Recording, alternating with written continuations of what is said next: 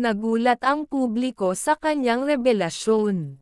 Sa gitna ng kasiyahan sa noontime show na It's Showtime, biglang naging seryoso ang mukha ni Kim Chu. Hawak ang mikropono, bakas ang kaba sa kanyang mata habang pinagmamasdan ang mga co-hosts at ang studio audience. Huminga siya ng malalim bago nagsimulang magsalita.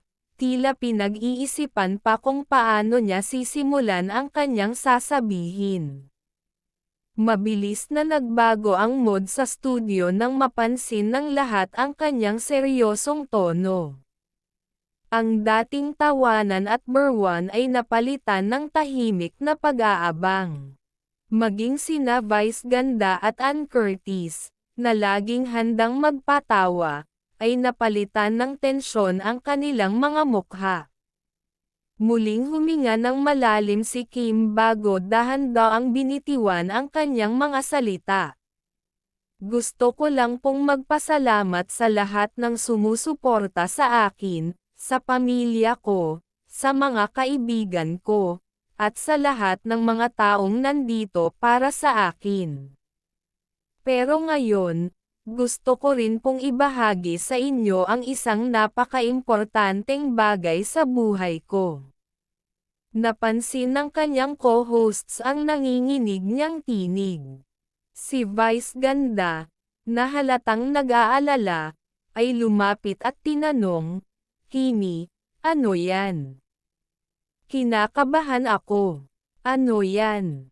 Sa puntong iyon, naghawak siya ng mikropono gamit ang dalawang kamay, parang pinapalakas ang sarili bago ihayag ang kanyang sikreto. I'm pregnant. Sandaling natulala ang lahat. Parang huminto ang oras sa loob ng studio. Ilang segundo ng katahimikan ang dumaan bago biglang sumabog ang sigawan mula sa audience at maging ang mismong mga co-hosts niya ay napasigaw sa pagkagulat.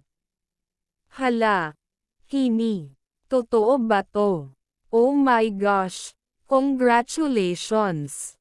Sigaw ni Vice Ganda habang napapatalon. Napahawak si Ann Curtis sa kanyang bibig. Tila hindi makapaniwala sa kanyang narinig.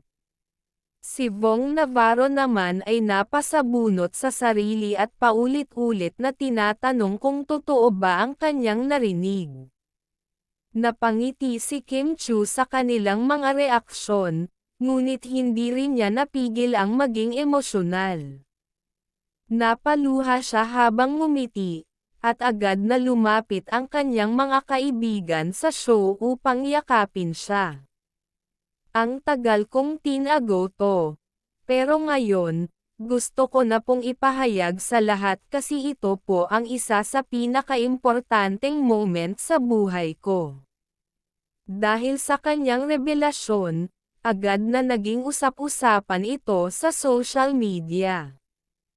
Hindi pa man natatapos ang episode ng It's Showtime, nag-trending na agad ang kanyang pangalan at ang hashtag na #Congrats Kimi sa Twitter.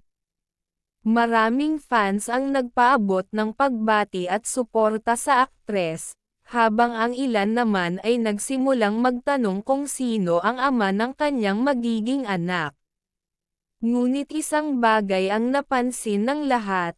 Hindi binanggit ni Kim ang pangalan ng ama. Nang tanungin siya tungkol dito sa backstage interview, ngumiti lamang siya at sinabing, "Sa ngayon po, gusto ko munang i-enjoy itong journey na to na walang pressure. Ang importante po ay masaya ako, at masaya rin ang mga taong nagmamahal sa akin." Habang patuloy ang mga pagbati mula sa kanyang kapwa-artista, isang bagay ang sigurado, ito na ang isa sa pinakamalalaking balita sa showbiz ngayong taon. Marami ang nakaabang kung paano babaguhin ng bagong kabanata sa buhay ni Kim Chu ang kanyang career at personal na buhay. Wala pang pahayag kung paano niya babalansehin ang kanyang trabaho at pagiging isang ina, ngunit ayon sa kanyang management, patuloy pa rin siyang makikita sa telebisyon at sa kanyang mga proyekto, habang sinisigurado ring magpapahinga siya kung kinakailangan.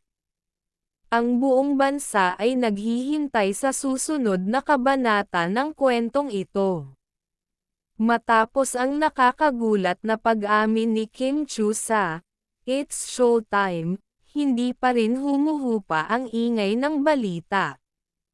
Patuloy na pinag-uusapan ng publiko, fans, at kapwa-artista ang kanyang pagbubuntis, lalo na't marami ang nagtataka kung paano ito makakaapekto sa kanyang career at personal na buhay. Sa mga sumunod na araw, naglabasan ang iba't ibang espekulasyon tungkol sa ama ng kanyang anak.